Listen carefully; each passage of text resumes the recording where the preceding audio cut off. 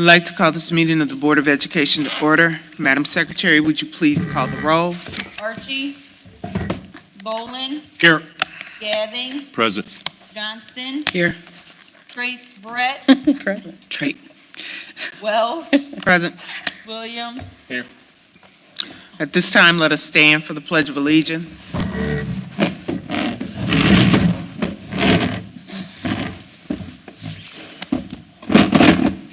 I pledge allegiance to the flag of the United States of America and to the republic for which it stands, one nation, under God, indivisible, with liberty and justice for all.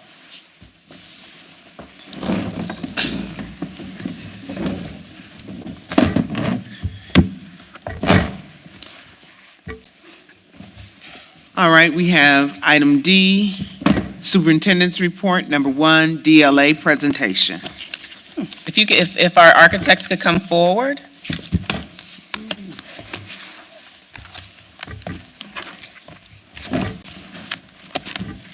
Hi, how are you?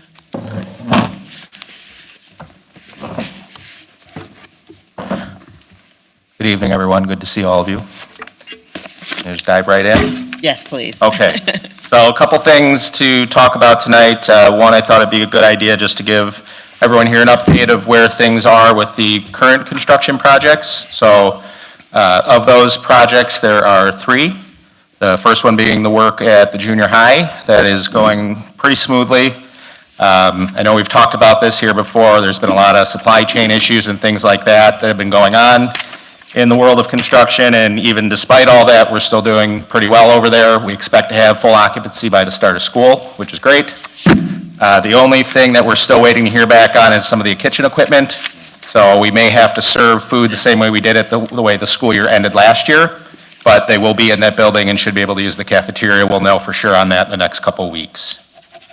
Moving over to LCC, that project's going smoothly. The boilers are currently here and being assembled, so that should be done in the next couple weeks, and that building will be back up and running to full capacity, which is great. So the boilers were a little scary just getting those on time, but they are here and that's going well. And then the King and Kennedy projects, those are also moving along smoothly. All the unit vents are here and installed, so that's great. The boilers will start at King right after they finish up at LCC, so that'll go right up to the beginning of the year, but that won't impact occupancy, which is also great. The chillers, unfortunately, those are a little bit delayed, so we may not have the full cooling capacity at the beginning of the school year, but we can look to use the window units like they were before construction started, but we will have occupancy.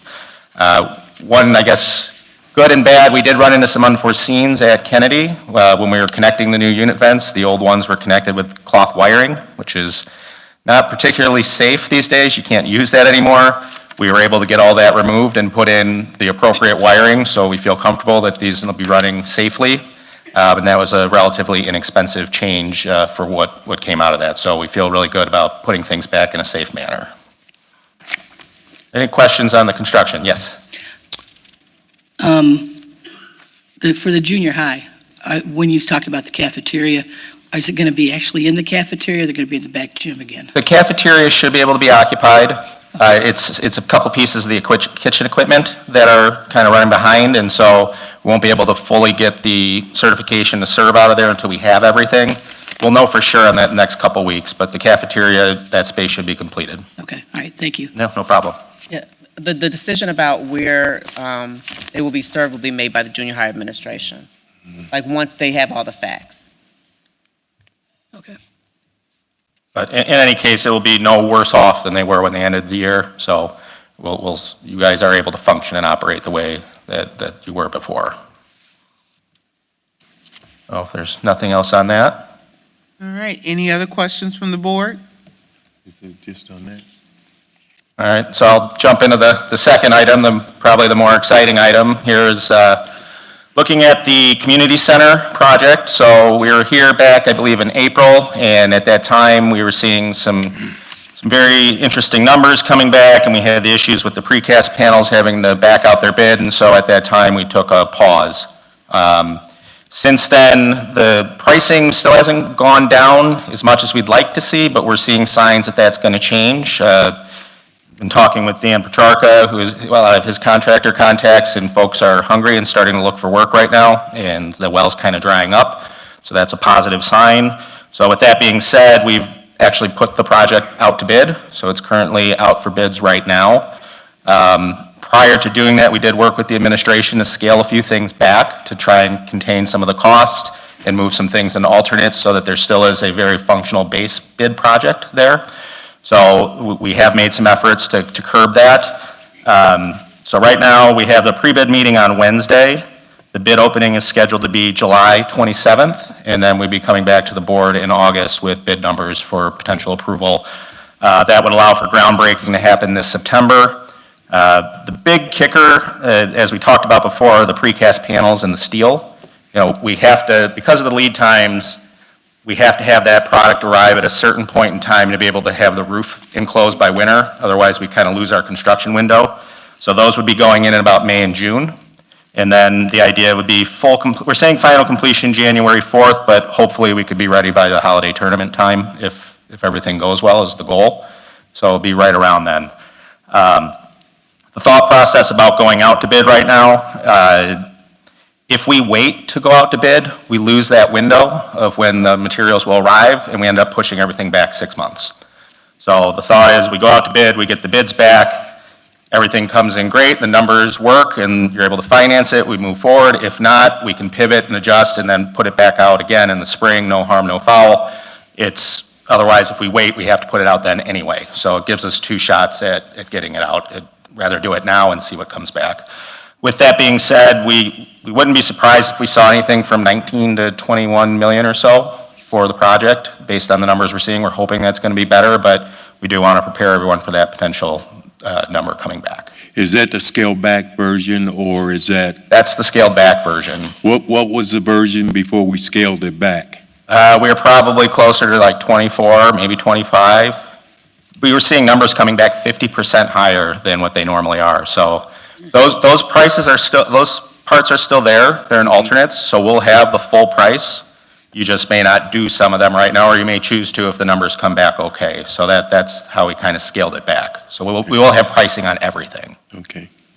So, yeah, it's, in normal times, we've seen those projects come in around $200 or so a square foot. We were budgeting closer to $250 to be safe, and we're seeing nearly $300 a foot currently, which I don't know how that'll continue. So we're hoping that with all the work drying up for the summer and potential looming recessions and things like that coming, people are going to be aggressive on their pricing, and we'll be in good shape. But Now, is this with the 200-meter track? yes, correct. 200 meters is still there.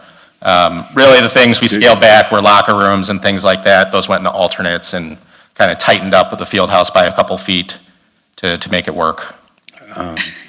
The question, one of the questions, well, think to we Dr. should Walters, there's a few entities that are within the city and the county that we might be able to get funds from. Now's the time when we probably need to sit down with them and say, okay, are you going to give it to me or not? And just Friday, during the golf outing, I happened to have golf with the senator, and I was point blank, and I said, if I was putting my name on a building, would you give me some money? He said yes. So I mean, and I was just joking, but then he was serious about it. So Senator Joyce said he would help look for some money for us to help fund our community building. And I told him what our community meant. I mean, in terms of sharing and whatnot. Sure. And he loved the idea. We can have a 7-name building. That'd be a great acronym, wouldn't it? For what? Make it 6. No, I wasn't talking about us. Okay. Before I go into the video, just to let everyone see what the final product will look like, I know we have talked in the past about keeping an eye on the mechanicals and roofs and those sort of things. We have been working closely with the buildings team, buildings and grounds. We do have a 3-year outlay of what that should be, the recommended projects for the next 3 years. We can present that at the next meeting when we have the total dollars to the field house, so you really understand holistically what things are going to look like. We're also looking at getting some pricing for maintenance agreements potentially to help service that equipment, to get a little bit longer life out of it, to maybe defer, but we're going to provide options for the board to look at that August meeting so that there's a lot of things to think about. Expect that coming at that meeting. So is your report going to be building by building like the last? So all that is still in there. It'll kind of highlight what we're thinking and which buildings we're attacking and which pieces of equipment over the next 3 years. I think there's probably about 8 buildings in total that we're looking at right now, so we're spreading it around and looking at the stuff in most need. So I'll have the full building by building piece kind of in a condensed version, Okay. easier to digest, and then sort of the 3-year outlay. The other issue that I think maybe we're not going to have to look at, but as of 2 weeks ago, we're going to have to look at some additional space on this building again. And I think that's something we got to keep in mind as we go forward. But Well, the way we design the community center, we can use that for instructional space during the day. Like a library? no chance. Okay, I'm not saying anything about thank you. No chance. All right. So. Thank you. I will share a little video here of what the community center will look like. And I didn't bring floor plans today. I can get additional floor plans if anyone wants to see it in that granular detail, but I think the video will tell a nice story. So, and Dr. Walters chose the music score here, so. No, it's Wilcox music, but I like it. All right.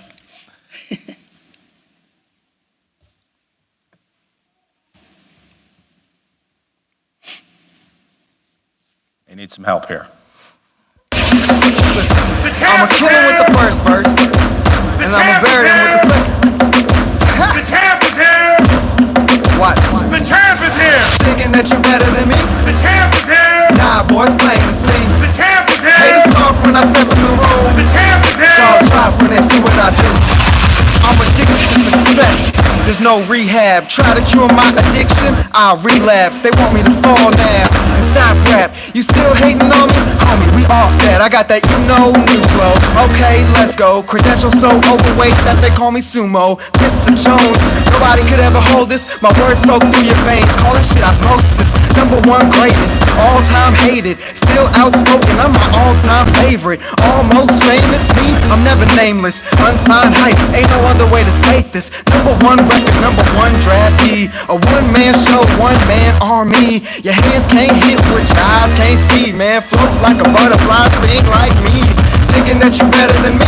The champ is here! Nah, boys, plain to see. The champ is here! Haters talk when I step in the room. The champ is here! Jaws drop when they see what I do. The champ is here! Thinking that you better than me? The champ is here! Nah, boys, plain to see. The champ is here! Haters talk when I step in the room. The champ is here! Jaws drop when they see what I do.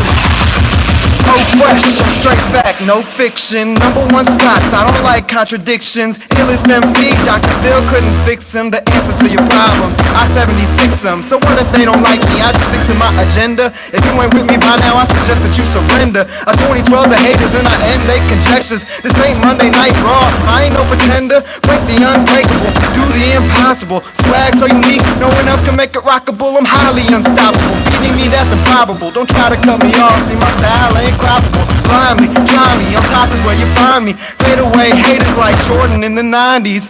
I'm like the underdog, these boys can't guard. Not even Michael Vick could keep me in this backyard. Thinking that you better than me? The champ is here! Nah, boys, plain to see. The champ is here! Haters talk when I step in the room. The champ is here! Jaws drop when they see what I do. The champ is here! Thinking that you better than me? The champ is here! Nah, boys. I have a question. All right.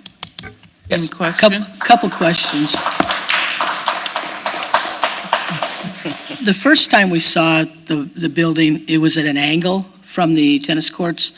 And actually, the way it is right now, blocking the wind from the west for the tennis courts, that's even better, since it's right up against the tennis courts. The court that had the Kankakee logo on it, is that are all the courts wood? No, only that main court, when Okay. you come in, is wood, and so that has the logo on it. The rest will be more of the synthetic material. So Like a the bleachers, if the bleachers are being put in as an alternate that could be added later, but those would extend out onto the side of that court. Okay, all right, that's Then what we didn't share in here, we kind of kept it on the community center, the large portion. If you see the areas on the side, there's a daycare there on the end. We have locker rooms, storage facility.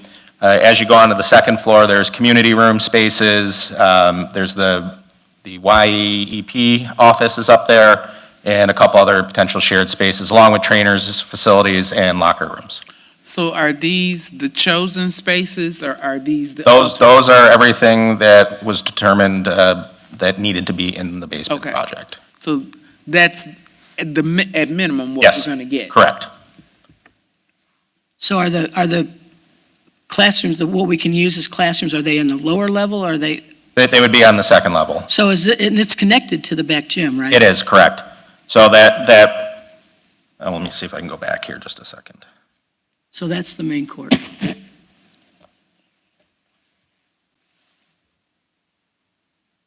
It's the 200-meter track. This hallway down that way, that is alongside the back gym. So as you go down that hallway, you would turn and actually go through the back gym. The back gym is also bid as an alternate, so that would be completely redoing that space, updating the mechanicals, which are needed in there, replacing the lighting, taking out the flooring, putting in a turf area, so that would be an additional surplus gym. How much would we save by making the track smaller? No, we don't even want to No, know. you can't make it. We don't even want to know. I just thought that I would throw out there. It's at least $1.5 million to 2 million. That's like a drop in the bucket. At that point, I certainly It's not. understand. Like 21 million, I don't know where you're gonna get. Again, as we've talked about, a building this size, every foot counts. It means a lot in terms of square footage. So we even tightened it up to the 200 meters as tight as we could to and still make it safe. Even though we maybe would like to see another 10 feet on either side, we had to reduce So that they might hit size. the wall as they go around the curve, is that what you're They saying? will not hit the wall. If I could get 10 more feet, I would love it, but we don't have that luxury. So is there, it's also, they also have access for kids coming out of the building to get to their, like if they came out of the back gym area, where walking outside as opposed to going through the gym. Correct. So they can do that too. Yeah, Because they can. if we have And- classrooms over there, we would need to have access to get over there. Right. So, yeah, there's access to both sides. When he kind of did the fly around by the tennis court, there's an entryway there that exits out towards that parking lot. And then obviously the main entryway has a plaza that goes out to that parking lot too, but that's all connected through the back gym. It looks nice. Thank you. Stop it. Looking at it. All right, that's it for questions. Anything else you need to tell us? No? Oh, Superintendent? Are there any more questions about? I just asked. Do not go to 150 meters or whatever it is. No. Okay. Well, 200 meters. It's not even a choice right now because it's out there this way, so, I was just being mean. I know. Not to me. No, not to you. All righty then, All thank right, you. Great. Good to see everybody. Thank you. Thank you. Thank you. Okay, we're on to item 2, instruction. Felice Hybert, Assistant Superintendent, Curriculum and Instruction. Hello, good evening. I would just like to give a couple updates on some of the wonderful things that have been happening over the summer. So the first update that I wanted to share with you is, I know we've talked in the past about the peer tutoring at the library and Learning Resource Center, Student Success Center, and we have had 47 peer tutoring sessions, and there has been over almost 25 hours of students that received tutoring from their peers, and 21 students have been tutored. So we're really successful with that small pilot that we were able to put in over the summer, and we're looking forward to building on that success. The next thing I would like to share with you is I would like to introduce our new Director of Early Childhood Education, Pam Powell, and she's going to come up and just share some highlights of all the great things that have been happening at Pregler in our early childhood. Thank you. Thank you, Felice. Good evening to our school board members, Dr. Walters, of course, the community, and all of the other administrators. Just a few things, of course, that have been going on in early childhood. Of course, we know that early childhood is where it all begins with our very youngest learners. And so one of the things, of course, that our First Taste program has continued to do over the summer is to engage our very youngest learners and their parents. There have been continuous programs where our youngest learners and their parents had the opportunity to stay engaged in. They have attended Hero City. We had about 75 adults and 123 children who attended. June 15th, there was a trip to Brookfield Zoo. 73 adults attended and then 110 children. And then on June 22nd, there was a trip to the Shed Aquarium. 90 adults attended and then 123 children. And then on June 29th, there was a trip to Fair Oaks. 91 adults attended and then 125 children. There are trips taken throughout the course of the summer to just keep all of the students and their parents engaged. This is how we stay in touch with them so that we know, give them additional information, and then definitely inform them of what's going on in our programs. Continue to tell them about the screenings that will be upcoming for the school year so that we can get them registered and everything for the school year. Which brings me to my very next point, preparing for August. On July the 6th, we had 44 students who were screened. So that was very exciting. So we had all of these little ones come into the building to be screened. We had a very good turnaround time. We were able to get each of the students and their families in about 30 minutes tops, so they did not have a long time to wait. We know the 6th was a very warm day, but the students were in and out. Students were so excited to be in the building. They didn't want to leave. They were, I want to stay, I want to stay. So that was a very good impression that we made on the students for that very first day. We will have another screening that will take place in August so that we can continue to work to fill up our classrooms for August. Parent orientation, we have a tentative date that will take place the first week in August. Vacancies, we do still have some vacancies that we are working to fill. We have 1 teacher, 3 paraprofessionals, 1 floating substitute teacher, an instructional coach, an interventionist, and then a family support specialist. However, I did speak to one of our assistant directors today while I was at training. We do have a teacher interview lined up for tomorrow, so we will be interviewing a teacher and then also a floating substitute. So we're hoping to have those positions where we can bring before the policy committee, and then hopefully next month we'll be bringing them to the board. Professional learning. For Frog Street, it is one of the curriculums that we use for our youngest learners. We have 4 preschool staff members who will attend PD in Grapevine, Texas, which will be July 28th through the 30th. On May 4th, Frog Street Learning Partners were in Kankakee to present to all of our staff members. When they presented, there was a decision made to upgrade the curriculum from 2013 to the current curriculum, which would be the 2020 model. And so that decision was made. Then on August the 22nd, we do have a training that will take place for all of our teachers. We want to make sure that everyone does know how to fully implement the curriculum with fidelity for our youngest learners. Additional information, we do have some resurfacing taking place to our playground. So if you ride by and see that our playground does have some upgrades going on, that did start on last week, so that has taken place as of now. We did receive a $1,000 donation from the Bourbonnais Friendship Festival to actually purchase uniform shirts for our preschool students. And so we will be working to actually get those shirts purchased for our students as well. Our intercom system is being upgraded at the school as well. There are some projects that we'll be working to speak with district office that we would still like to have upgraded at our school. And then the very first week, just to get kind of recap over a few things, I spent some time definitely having the opportunity to meet with our assistant directors and really getting to know the team and conversing with the parents, conversing with our learning partners, and also working with the parents through the screening.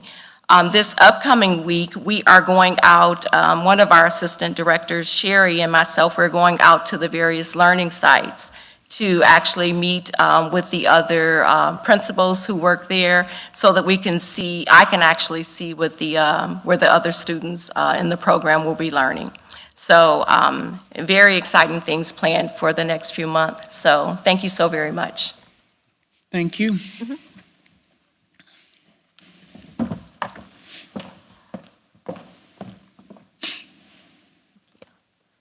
I also wanted to share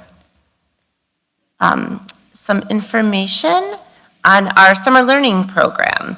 So we had Liz Guron, Lisa Brown, and Candace Jackson were our summer learning coordinators for K through 8, and they did a fantastic job with summer learning, and we just wanted to share some highlights of the programming. So you can see that they worked on their writing skills, they worked on their social emotional learning, they worked on reading with Camp Lit, which was a phenomenal success, and also defined learning.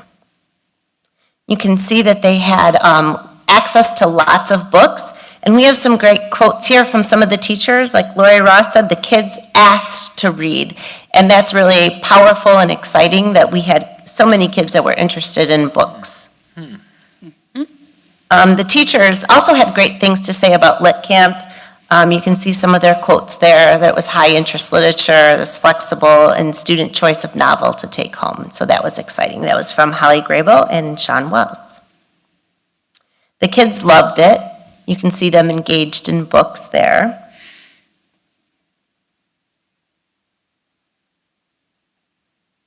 There's some of our older kids working in books. ESY used unique curriculum, making sure that we're reaching all of our kids. Defined learning was used with 4th through 6th grade. They even had an opportunity to come over to the high school and use the culinary arts lab and do some baking. They got to do some field trips, going to the grocery store and designing cereal boxes, designing aquariums. And social emotional learning, as we know, was a prime focus for this summer, really trying to help our students with their mental health and social skills.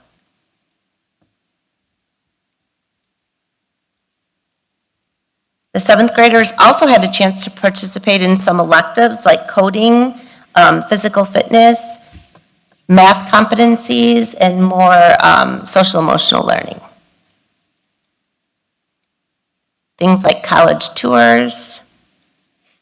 We also had the opportunity to partner with KCC, and so the 7th and 8th grade students had their classes at KCC this summer.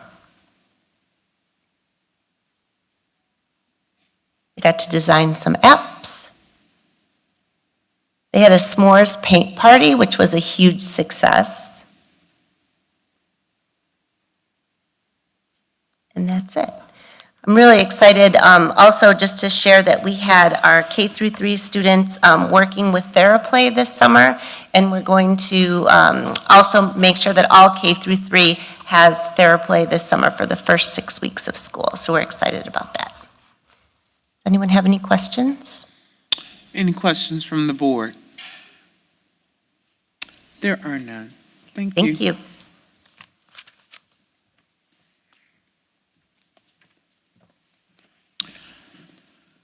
So we have finance I'm doing. and then personnel. So you ready, Ms. Fountain? Okay, I'm going to do finance right now. Okay. So the Finance Committee will meet on July 28th, and one of the topics of discussion will be just kind of looking backwards to the fiscal year 2015 when we had a $6 million fund balance, and we found that we had a $6 million deficit that year to where we are now with a $25 million fund balance, and figuring out what do we do in the next 2 years. We do have a number of new funding sources with our COVID money, our ESSER funds, with our community partnership, our R3 grant, and with the new Freedom School grant that we were just awarded.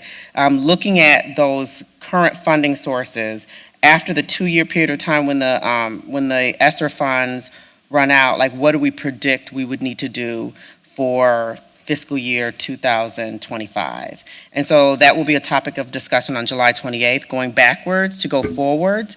Again, I do want to emphasize that the reason why we have the $25 million fund balance is because of the significant cuts in 2016 in order to balance our budget, and then evidence-based funding, which as far as we know, that may not change. But I think right now we're in an unpredictable time, so that we need to be proactive rather than reactive. And so that will be one of the topics for the July 28th Finance Committee meeting. Does anyone have any questions? There are no questions. Good evening, Board, Dr. Walters. Just wanted to give an update for personnel of the district. As Dr. Walters talked about at our last board meeting, we have hired all of our administrators, so we're very happy about that. We are in the process of hiring more teachers for our positions, and I do want to personally thank the principals because they hire the teachers for the district. They have been working really hard to hire teachers to fill their vacancies in their buildings. We do have some vacancies that the principals are consistently working to interview and to hire. Just this evening, I think I have like 6 recommendations that were not there this morning. So our principals are working really hard to fill all of our positions in the district.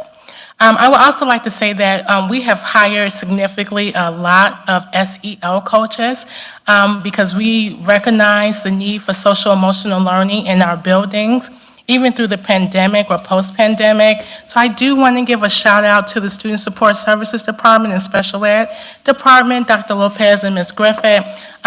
We almost have SEL coaches in every one of our buildings. So I want to appreciate their hard work for looking at the social emotional learning needs of our students. And that is all I have. Are there any questions? Any questions from the board? There are no questions. Thank you. Thank you. Okay. And Dr. Walters. So we have good news. Acting Out Theater Company finished an outstanding production of A Chorus Line this weekend, directed by our own Dina Cassidy. The show featured a number of our own recent Kankakee grads in major roles. Congratulations to Ryan Runner, class of 2022, Tristan Collins, class of 2022, Trey Hadley, class of 2021, Robert Sowell, I hope I said his name right, class of 2021, Gabby D, class of 2022, Kyler Martin, class of 2023, and Yuki Zavala, class of 2024. And those 3 were on the crew, Gabby D, Kyler, and Yuki Zavala. Thank you. All right. Go Case. We're on to item E, public comments. Were there any? There are no public comments. Item F, consent agenda, action items. Can I have a motion to approve the consent agenda? So moved. Moved by Gannon, is there a second? Second. Seconded by Johnston. Madam Secretary, would you please call the roll? Bolin, Yes. Gathing, Yes. Johnston, Yes. Brett, Yes. Williams, Yes. Wells, Yes, the motion carries. We're on to item G, action items, approval of ratification of food service contract for July 2022 through June 2026. So moved. Moved by Gadding, is there a second? Second. Seconded by Johnston. Madam Secretary, would you please call the roll? Bolin, I need some clarification. Is this just for the food service workers, or is this we had contracted with an outside service? This is a negotiating contract for the food service workers. Okay, all right. This has nothing to do with the outside provider, correct? So just to give everybody just kind of clarification, we have 6 contracts. Food service is one of the 6. Okay. So this is based upon contract negotiations just for the food service workers in our district. This has nothing to do with the outside company, Elior, that we hired. This is just strictly for the negotiated food service workers in the school district, employed by the school district. Okay, thank you. You're welcome. I vote yes. Gathing, Yes. Johnston, Yes. Brett, Yes. Williams, Yes. Wells, Yes. And the motion carries. We're on to item H, old business, board superintendent agreement. This is an item that I had brought to the board last year. And because of all of the different things that we've had going on, we did not revisit it. Does the board have any discussion about the board superintendent agreement that they would like to have? The only thing I would point out is it's inconsistent with the board policy on establishing agenda items.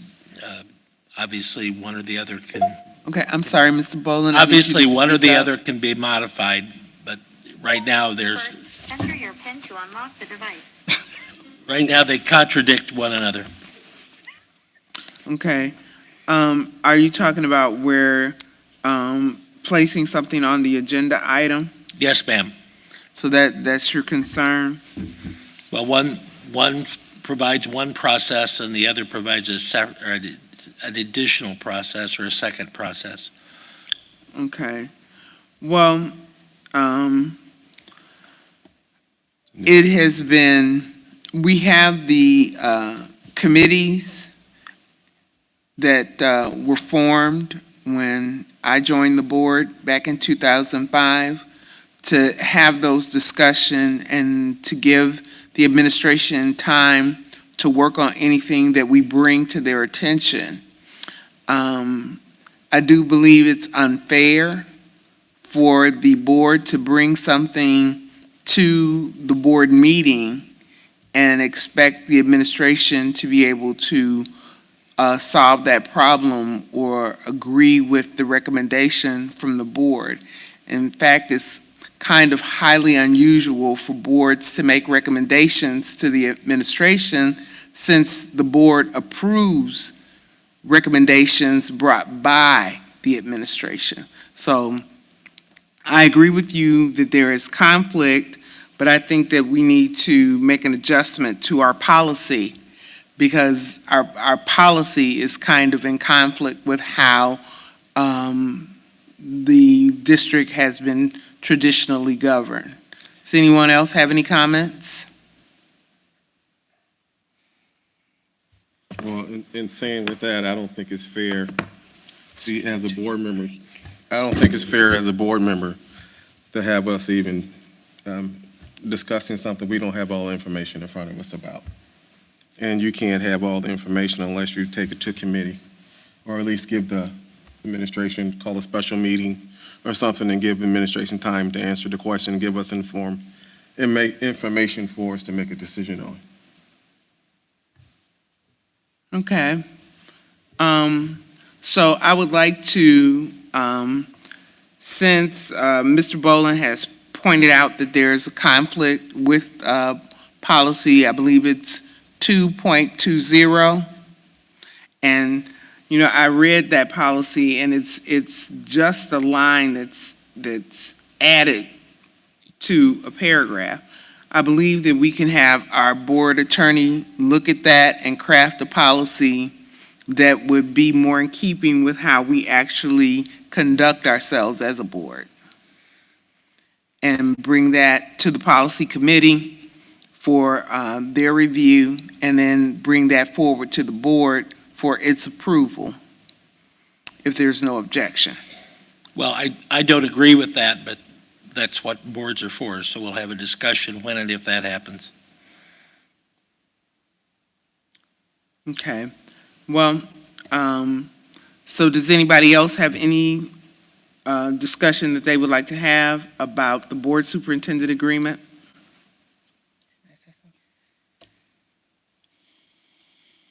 Okay. Yes, superintendent. So I have been passing out the organizational chart because there's a lot of assumptions across the district, including it on this board, around how the work is done. So when a directive is given by the board to do something, for example, at the high school, and the teachers are not involved, and the administration is not involved, and the content specialists are not involved, and the technology department who's been working on some of the issues are not involved. So all of the key people that actually implement the directive are not there. It's very difficult to kind of manage that directive when all of the information is not available. So when it does go to committee, that gives us an opportunity to invite people that are going to have to implement the directive into the meetings so that they can actually say what happens, like if you give a directive, like what is the impact of the directive that is being given. We have a school leadership teams at each building. We have district leadership team, which we actually need to increase the quality of the district leadership team coming out of the pandemic. We have KFT informals. We have number of different meetings before a decision is made. And if the board gives a directive to do something without all of the stakeholders at the table, it is very difficult to make sure it's implemented. Okay. Just going back to you saying that the board is giving directives, that would actually be highly improper. Board members should not be giving directives to staffs or administration.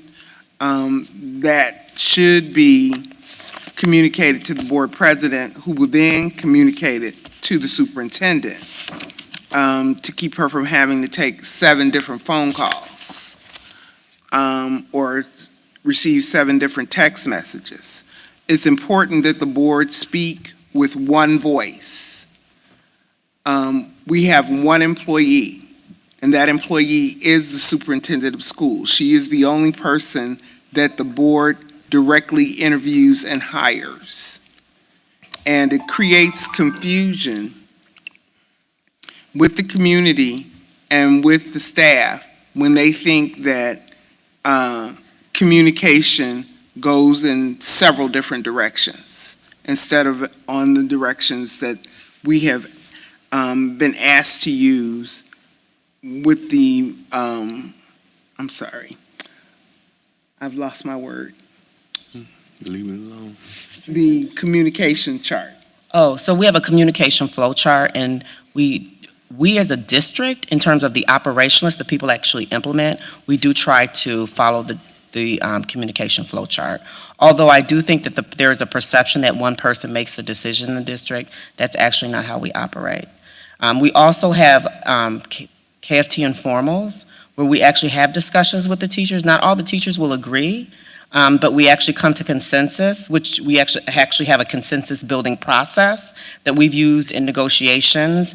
Ever since I've been here, I actually used it in my previous district, where everyone has one voice, and then we say if we agree with the decision, if we can live with the decision, or if we don't agree with the decision. And it's not me telling anyone what to think, it's actually everyone having their own individual voice and being able to say how they feel about a decision before we implement. Like, that process has worked really well for us as a district, except when there's 1 or 2 people that don't agree. But that process has worked well. When a single directive is given, you're not taking consideration the consensus that has already been developed among the people that are implementing the decision. And actually, that is not even central office. The implementation is at the building level. Okay. I have another question. Yes, Ms. Johnston. I guess it's clarification. There's a part of this agenda about placing items on the agenda. It says that if you get there before 1 o'clock to put something on this regularly scheduled board meeting, any board member desiring to have that item considered should contact the board president. And then if a concern about the agenda inclusion exists, involves a perceived lack of connection to the board or goals or whatever, the requesting board member should secure one other board member who concurs. Is that protocol? Is that what we've been doing? If someone says something should be on the agenda, they're supposed to contact someone else and says, yes, that's what we want to do, or I don't understand. Well, this was what we worked on with Nakia Hall, if you recall that meeting. And so this was the document that came out of that. Jeff We- Cohen, eventually. Well, Nakia was the last person that we worked with. So it probably was present from when Jeff Combs trained us, but Jeff has not trained us since you've been on the board. But Jess will recall the trainings with Jeff, Yeah. and Darrell might recall them. But the purpose of the board superintendent agreement is so that the superintendent understands what the board's expectations are, and that we don't change those expectations based upon a conversation that we had with someone or based upon how we feel about a certain item. We actually conduct ourselves in a predictable fashion. That's what's really important, that we are able to predict how the communication should flow to her and how the communication will flow back to us. That's what this is about. It's about clarifying that. Okay, that. So, to answer your question about having another board member, it's like getting a second. So, we can create policy that more lines up with this. I saw that, and we could adjust it and remove it, because I believe personally that anything that the board wants to work on should go to the committee in charge of that work, so we can have that discussion with the administration. That those discussions are very important, and that then they know what to then go back and discuss with the people that they supervise. All I asked was, if I have something that I want to be put on the agenda, whatever it could be, if I have to get someone else to say, yes, I agree to that, and so then it'll be put on. Just a board member themselves cannot do it. They have to have someone backing them. I think I answered that. I don't think you did, but okay.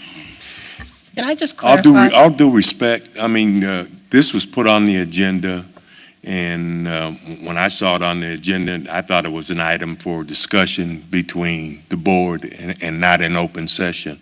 Because some things can be done, and if you had it in the executive session, we could talk about it, and boom, boom, boom, it's done. We don't have to sit here and waste 5 or 10 minutes talking about something that we could have finished up behind in the executive session.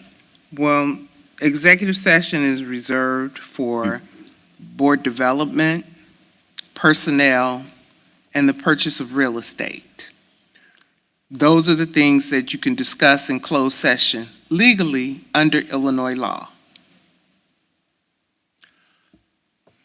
And if we're going to have this discussion in closed session, we then need to And to put it on. bring someone back from Illinois School Board Association and schedule a special session of the board to go back and revisit this document. Is that the board's, Yes. Yes. can I finish the question? The answer, Is that the board's pleasure? no, the answer is you want to change the policy. You want to have the attorney draft the new policy, bring it to the policy committee, just like you're saying you want us all to do. We'll have a discussion, and then it will be ready to go on the agenda one way or the other. So I would say we don't need any further discussion. We can discuss it at the policy committee whenever that meets. The issue, quite frankly, is the ability of a board member to add something to the agenda. And And if that's not acceptable, and it certainly has not been historically, I agree, because I've been attempting to put things on the agenda and I'm ignored. So can I say, it's the board superintendent agreement, so I'm the other side of the agreement. You're The right. issue for me is not putting items on the agenda for discussion. The issue with me is saying the high school needs to do this, and I haven't had a chance to talk to anyone from the high school about the impact of that decision. And so that's, like, my issue is not, I don't care what the discussion is. Like, whatever the item is for discussion, I think that does not make a difference to me. But it's when the decision is, are we going to vote that the high school has to do this? Or that Mark Twain has to do this? Or Edison has to do that? But then there are all of the other pieces that we do as a district, like having the school leadership team discuss it, having the union discuss it with the administration, making sure that the building administrator understands the implementation. All of that process doesn't happen. But if you want to just discuss, for example, the YMCA swim program at Mark Twain, that's not an issue. But when you want to say, I need you to start it tomorrow, then that becomes the issue. The issue is not the topic, the issue is the directive to do something. Like, that's more complex in the world of implementation. I couldn't agree more, but in order to get to the point of directives, there has to be something on the agenda to publicly discuss. And I couldn't agree more that it's a complex issue. So, At some point, we are a public board spending public money, employing persons for the educated in public schools. So sometimes there has to be things on the agenda for us to discuss. If it's not on the agenda, we have nothing to talk about. So that's the purpose, I believe, of placing things on the agenda. But the challenge for me as a superintendent, when it doesn't come as a topic of discussion, but it comes as a directive in terms of action. And so then I am actually not the person that implements at the building level. And so then those people that are actually implementing aren't there when the decision is made. Although I think that a number of people think that I just tell people what to do and it just happens, that actually isn't the decision-making process that we use in the district. And so if it's one thing to have the topic of the YMCA Mark Twain swim program. It's another thing to say you need to start on April 29th implementing the YMCA swim team, and you have to go twice a day. Like, that's two different things. And so that's the challenge for me, and when it's given as a directive in terms of action. Like, when we do action planning, there's actually a lot more people there at the table to talk about a plan. And so that's the challenge, not the topic, but the directive to take action. Can I say something? The problem most of the times is not the question. The problem is the form of the question.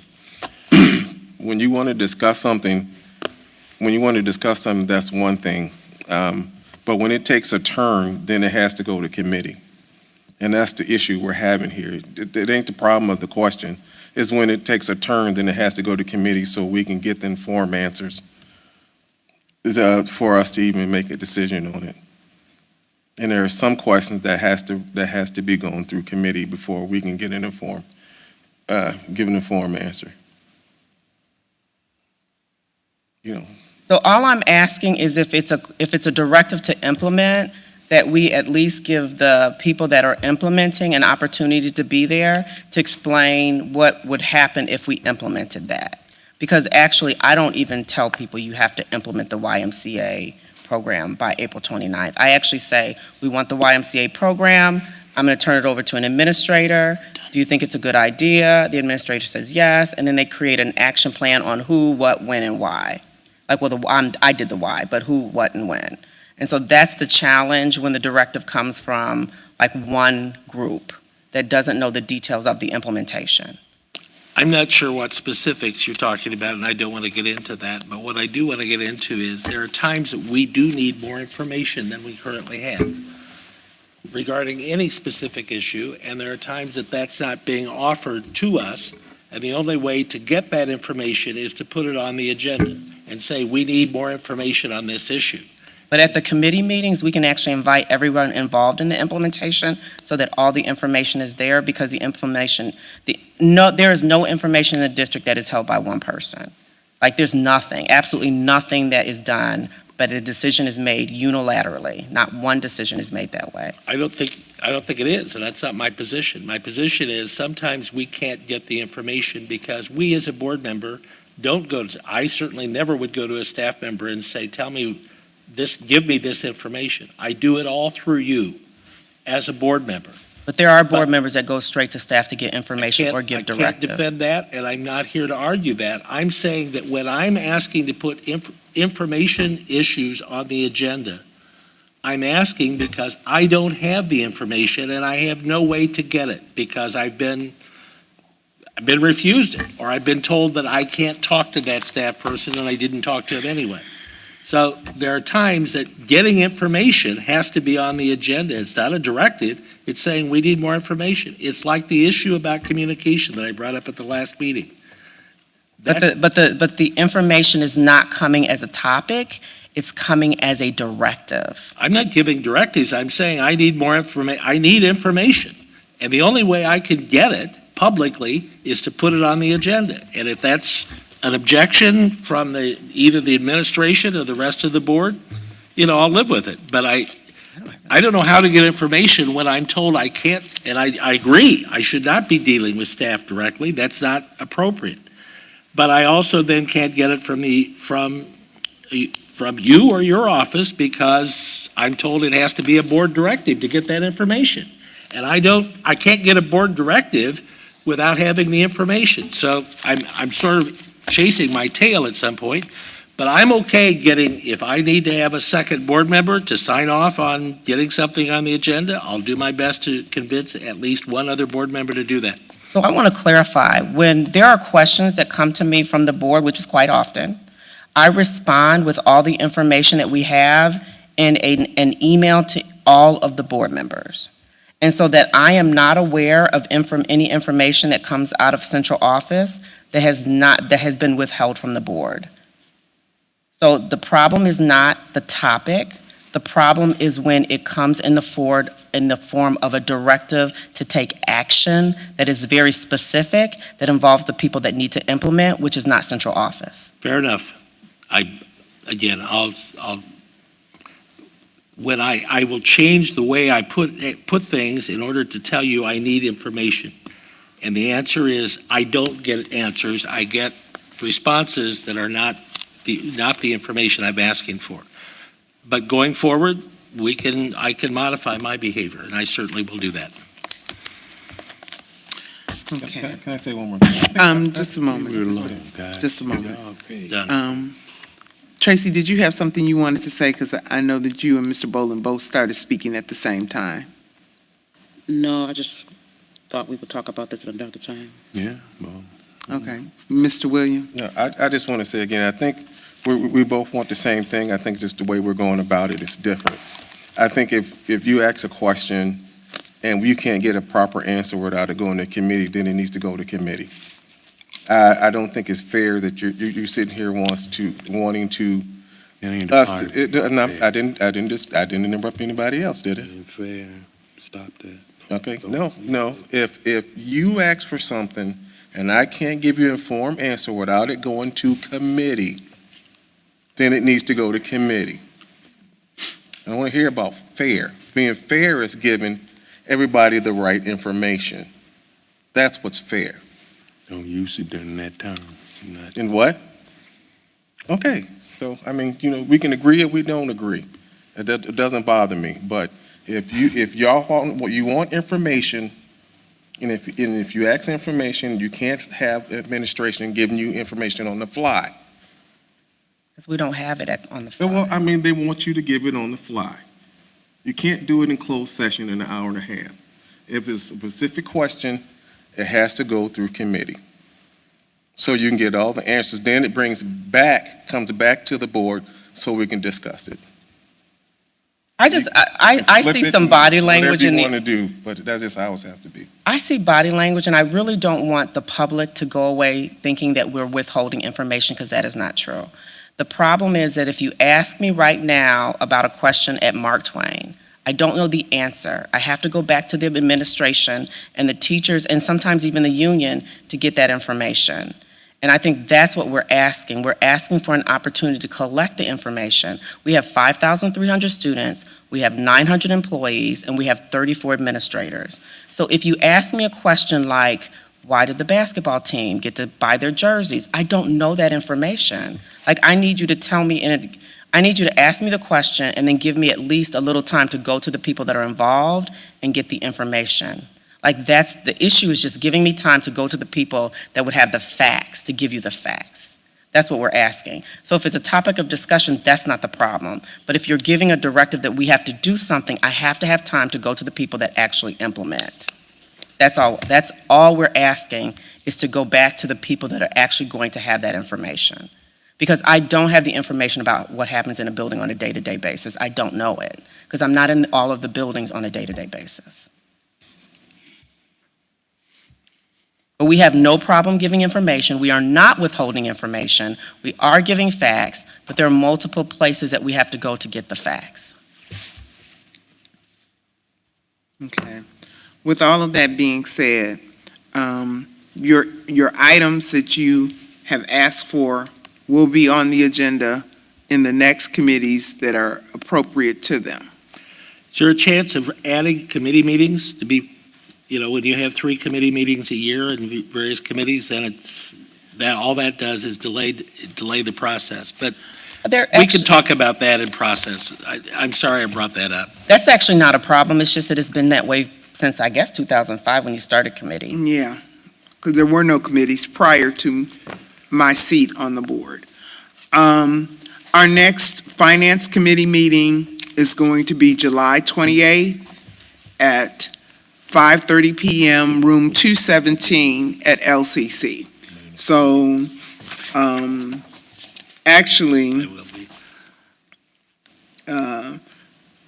two of the items can be on that agenda. The curriculum item we usually give the curriculum department an opportunity to get school up and running before we have a curriculum meeting. And they have, a total of 4 throughout the year? Felice? Yes, they're quarterly. And so the curriculum item will be on that agenda. What day is that? Some of those may be, not time sensitive. I don't know if it'll make a difference by then. Okay, well, we discussed one of them in closed session already. But just to give it an opportunity to be further fleshed out by the administration, fully discussed and fully researched. I have no problem with any question being asked. We just have to be cognizant of the fact that the administration is working to get school ready for the upcoming school year. And that is the priority. Okay. So, just to finish with the old business, the next curriculum meeting will be September 14th. That will also be at LCC, I believe. Yes, room 217. And the next policy meeting will be September 20th. We will have 2 meetings in 6 days. And the policy meeting will again be at room 217 at 5 p.m. And our HR committee meeting will be October 25th at 5 p.m. again in room 217 at LCC. I know in the past there was a question about HR committee. The reason it starts on October 25th is because we're in the middle of hiring season. Technically, in HR, you're not out of the hiring season until the first paycheck, which is September 15th. So then after the first paycheck, you've done all of the work to get everyone into the system so that they can be properly paid. September 15th hits, you may have some cleanup. Then by the September 30th paycheck, everything is completely, for the most part, finalized. So then they can start planning for the first October committee meeting of the year. Now, that has been in place way before my time, but because I used to work in HR, I understood it made sense that they waited till October for that first meeting of the year. Okay, so you have a little, and you prepared this for us, Rachel. This is really nice that you made it a one-sheeter. Yeah. And put everything on one sheet. That is really great. Thank you for that. All right, information and proposals. Anything here you need to talk to us about? No? Calendar notes, our next board meeting is July 25th. 2022 at 7 p.m. here at Kankakee High School. If there's nothing further from the board, can I have a motion to adjourn? So move. Moved by Gavin, is there a second? Second. Second by Williams. All in favor? Aye. Aye. Aye. This meeting is now adjourned.